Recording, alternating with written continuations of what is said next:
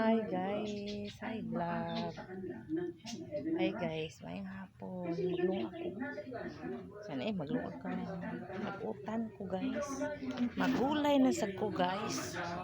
Sige na lang takutan ani guys. Mura ng tagkanding nga ni musika og dahon. Yeah. Maghalin sa kayo guys ha. Maghalin sa kayo nya natamag marites. Dahil yan sa mga akbang na ginagawa ng gobyerno ng Amerika para pumatuloy ang US dollar. Isa lang sa mga simpleng paliwanag ng kadahilanan, mga ka-story. Okay, balik po tayo dito. Economic alliance to develop supply chains for artificial intelligence, semiconductors, and critical minerals designed to counter China's dominance in technological manufacturing. So, ito pala, direkta, pang-counter towards China. Kaya pala galit na galit siya. Kasi ang mga ka-istorno, talagang malaki ang role ng China sa supply chain. Kung ang pag-uusapan po mga ka-istorya, semiconductor, so on and so forth. At alam niyo ba, malaki ang hakbang na ginagawa ng China, mga ka-istorya, para po mag-dominate nila ang supply ng critical minerals. At iyon po mga kumbaga, hindi po yun nila sa palad nila. Hindi po nila ang paglabas doon kasi gusto nila sila ang malaking control sa supply ng raw minerals. Kaya may vaccine kami.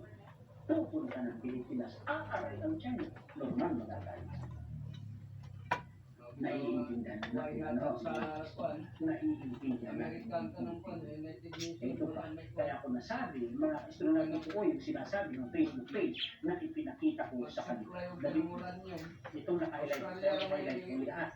Para po mga astronaut ang mapansin mo. Sige, basahin mo na.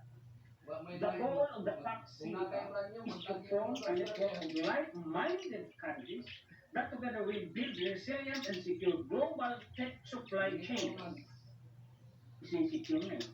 Pag sinicure ng Amerika at ng mga miyembro na kanya nila, magiging talaga ang China, including and especially the mining and refining of critical minerals that operate independently of China. Ilang beses na binabanggit ang China, kanina pa, no?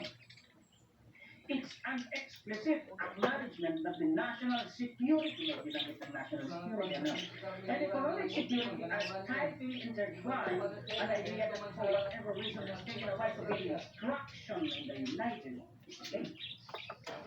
Magkalaban sa China at military power, Amerika at sa China, sa pamamaraan, sa pamamagitan ng vaccine card.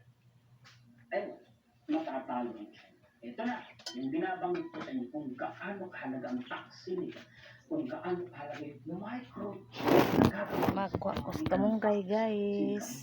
Yan, mga kamaramihan yan. 23-24 countries ba naman namin? Mga mayamang bansa.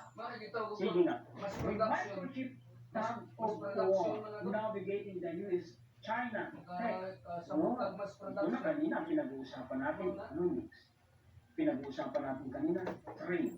Pinag-uusapan natin kanina, global supply chain. Ito naman ngayon, military power. Ang ganun pala yan, In the digital era, mula sa mga gadgets na hawak natin, hanggang sa mga appliances, hanggang sa mga military weapons. Digital era yan, In the digital era, microchips, hindi yung semiconductors, ano daw yung microchips? O kaya yung semiconductors are the lifeblood of technology, powering devices from smartphones to vehicles and even household appliances. Beyond their role in innovation, microchips have become focal points in growing technological tug of war between two global powerhouses, the United States and China. Microchips are also known as semiconductors or integrated circuits, are tiny electronic devices made from semiconductors materials such as silicon. So on and so on. Hindi ba ito mapasalita sila nila tayo sa topic natin? Dito na lang University of California.